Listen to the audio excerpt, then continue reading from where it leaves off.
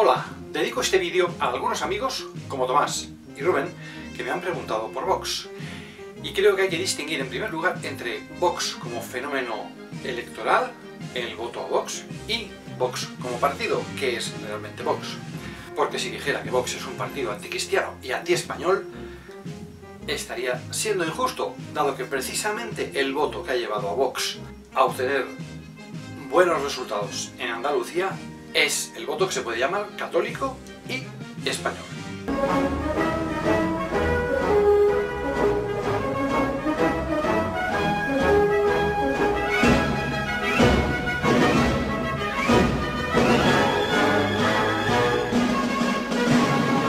Así que, dejando claro que sería precipitado juzgar a los votantes por lo que hace el partido que han votado, vamos a ver estos dos puntos.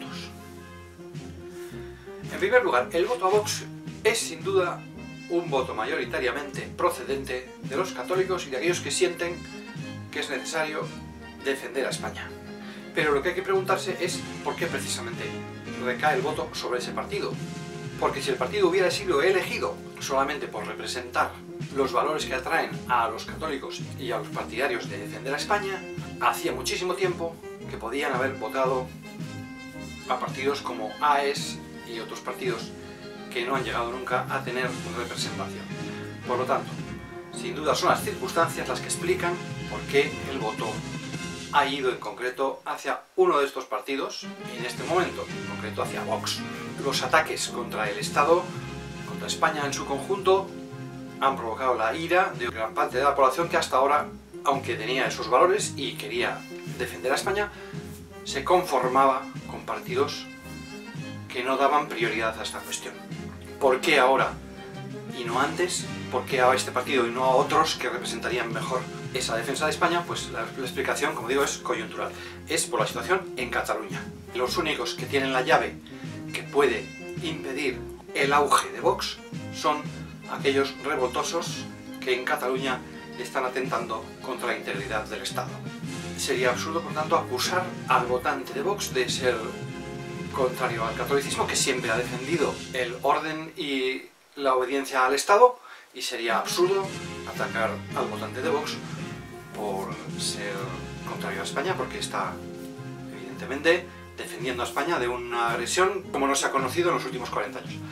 Por lo tanto, en ese sentido, se comprende que haya quienes se feliciten por la entrada de Vox en el Parlamento andaluz, porque supone que la gente se haya atrevido a discrepar de la opinión, que podríamos llamar cultura, dominante durante los últimos 40 años, que ha sido monocolor, en el sentido de que se tiene que tolerar todos los ataques contra España, que el Estado no merece ser defendido de ninguna manera, es decir, una cultura de izquierdas que se preocupa por las cuestiones sociales sin duda importantes, pero que menosprecia el orden y el Estado y, digamos, la nación, que menosprecia en ese sentido, aunque pretende dar derechos a todos, al no reaccionar frente a personajes que desprecian a otros, está dañando al conjunto de la ciudadanía. Bien, por lo tanto, cerramos este punto, esta parte. Quizá lo que se pueda decir es que se ha acabado con la paciencia, con 40 años de paciencia de un electorado que se ha mantenido en silencio, que se ha aguantado, que ha dejado que se agreda a España, etcétera, etcétera, y que ahora ha dicho basta ya. ¿Cuál es el problema? Que al actuar en el último momento, al actuar cuando ya se acaba la paciencia, se actúa con las tripas, y no con la cabeza. Entonces, se elige una opción que quizá no es la mejor, la más representativa de esas ideas. Es decir, se podía haber actuado hace 20 años o hace 40 años, pero no, se ha tardado tanto en actuar que ya se actúa a la desesperada. ¿Por qué digo esto? Porque efectivamente a quien se ha elegido es a un partido como Vox, que sí en sí mismo puede ser calificado de anticristiano y antiespañol. Veamos por qué.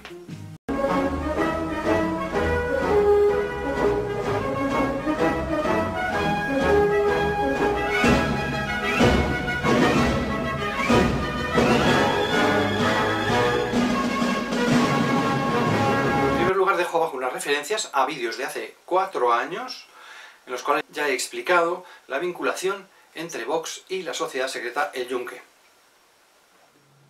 Desde el minuto 1, porque como comprobarán en este vídeo, los únicos micrófonos que funcionan son los de Ignacio Arzuaga, presidente de Hazte Oír, y del representante del partido Vox, Fernando Díaz. En segundo lugar, podrán comprobar que les han manipulado porque en Twitter, aunque publicaron varias citas de los intervinientes, después los cachorros del Yunque se dedicaron a retuitear solamente las citas de Fernando Díaz, y si ustedes buscan Hazte Oír en Twitter, encontrarán solo 2 citas del representante del partido Vox.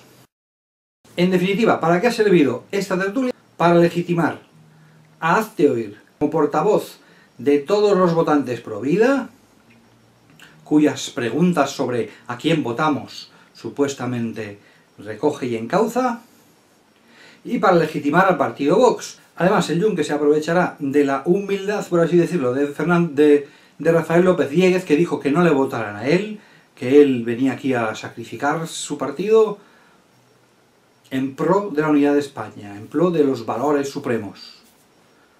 Pues bien, ¿qué valores supone que podrá defender una persona que ha sido identificada en un juicio y en una sentencia como miembro de una sociedad secreta, el Yunque? Evidentemente esta persona a quien va a obedecer es a las consignas que le lleguen desde la sociedad secreta y no a los supuestos valores que dice defender.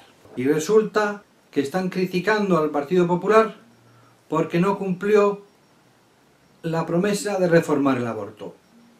Y aquí aparece un partido que, según Fernando Díaz, ni siquiera tiene propósito de hacer ninguna reforma legal del aborto.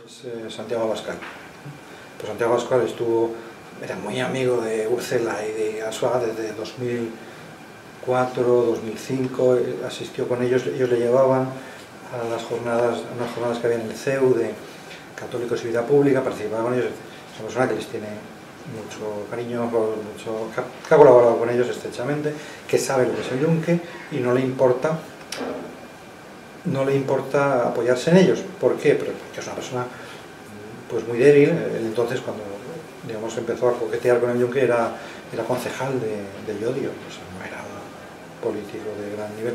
Ellos luego le han apoyado en la fundación del partido de Vox, con la presidencia, para llegar a la presidencia de Vox.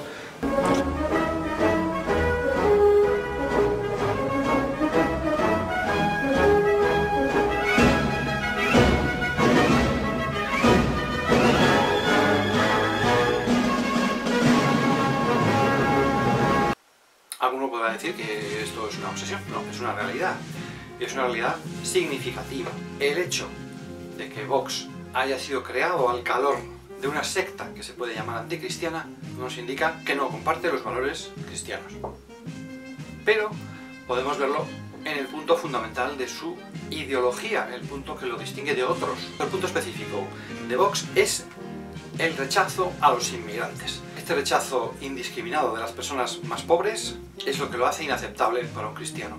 Este punto puede ser matizable. Lo que no es matizable es que una persona que se apoya en una secta anticristiana no puede ser honrada, no está siendo honrada en general, como cristiano, y desde luego el hecho de que se apoye en una sociedad secreta que está prohibida por la Constitución nos indica que es una persona que miente. Un partido cuya cúpula miente no circunstancialmente, sino a ciencia cierta y de forma continua, y oculta algo fundamental, mintiendo, no solamente lo oculta, puede ser calificada de anticristiana. Ojo que insisto en que eso no se aplica a los votantes de Vox, que lo están votando mayoritariamente por el aspecto que es positivo para un cristiano de defender el Estado de Derecho. Ni siquiera se puede aplicar a aquellos entusiastas que se han afiliado a Vox o que son incluso candidatos o incluso diputados electos y que pretenden defender estas buenas ideas. Pero sí se refiere a la cúpula. La cúpula de Vox es un pequeño grupo que actúa de forma dictatorial y en el cual todos saben perfectamente que han contado con apoyos ilegítimos, y cuando digo apoyos ilegítimos me refiero fundamentalmente al Yunque, pero hay otros como se han destapado en la prensa. Segundo punto, ¿es Vox anti-español? Pues es anti-español también por esta ideología de enfrentamiento y de rechazo a los inmigrantes que contradice la historia de España. España ha sido siempre un país donde la inmigración ha jugado un papel fundamental. Desde los romanos, que inmigraron a España y nos dieron unidad, poniendo fin al caos tribal en que existía España, dándole el nombre. Después con los visigodos, que eran los inmigrantes de origen germánico, que vinieron por orden de Roma para poner orden en España, y lo pusieron. Después tenemos a los musulmanes, que fueron contratados por una de las partes en litigio dentro del Estado visigodo, y que pusieron fin a esa disputa, pero apropiándose el Estado.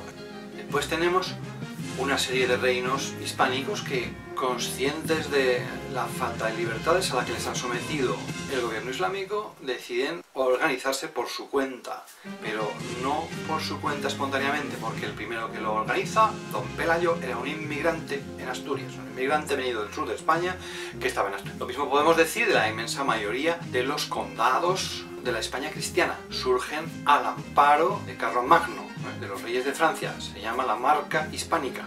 Incluso al final de la Reconquista, cuando los reyes católicos ponen fin al reino nazarí, su pretensión no es expulsar a los musulmanes, que ya no son por supuesto inmigrantes, porque desde cientos de años están afincados en España, sino que su propósito es que se integren en la sociedad cristiana, haciéndose cristianos. Esto no se logra, pero por circunstancias de muy diverso tipo, y básicamente pues por las guerras con los bereberes, las guerras con los turcos, porque además en esas épocas también los españoles se convierten en los grandes inmigrantes del mundo y se van a América y integran a América en la sociedad española. Por lo tanto, pretender que España se cierre tanto porque deje de proyectar hacia el exterior su ser como porque integre a otros es un absurdo que va contra la historia de España, y de hecho solo demuestra que efectivamente España ha perdido ese impulso, los españoles han dejado de ser la nación generosa que eran. Quizá lo que demuestra es que los españoles nos hemos vuelto incapaces de dar a los demás algo de lo nuestro. Entonces, en ese sentido, somos nosotros los que tenemos que hacer examen y decir por qué es lo que yo ya no tengo, que antes tenía, precisamente esos valores cristianos y españoles que antes había a mansalva y ahora ya no los hay, y por eso nos volvemos egoístas, pero no tiene otra explicación. No se puede justificar una política anti-inmigración con que haya que proteger a España de los inmigrantes. Es ridículo que las personas que ya estamos asentadas, por poco que sea en la sociedad, pretendamos que ellos son la causa de nuestros males, mucho más en una sociedad que además no es autosuficiente desde el punto de vista demográfico. España lleva muchas décadas con un déficit de población joven, y es ridículo precisamente ahora despreciar a esa gente joven que viene con ansias de trabajar y colaborar en la sociedad. Por tanto, en ese sentido, sí puede decirse de Vox que es un partido anti-español, porque sus ideas no cuadran con lo que es España y siempre así. Ahora bien, insisto, me estoy refiriendo a Vox en sí, más en concreto al núcleo que tiene el poder en Vox. Otra cosa es que alguien piense que con el tiempo es posible relevar a este núcleo y quitar esas ideas nocivas o anticristianas o antiespañolas. Yo pienso siempre que no se puede descartar nada, todo es posible, pero que cuando uno tiene una responsabilidad, aunque sea la de votar, tiene que siempre buscar lo más seguro. Y en este caso, lo más seguro es lo que dice el refrán castellano, que dice: más vale lo malo conocido que lo bueno por conocer. Muchas gracias.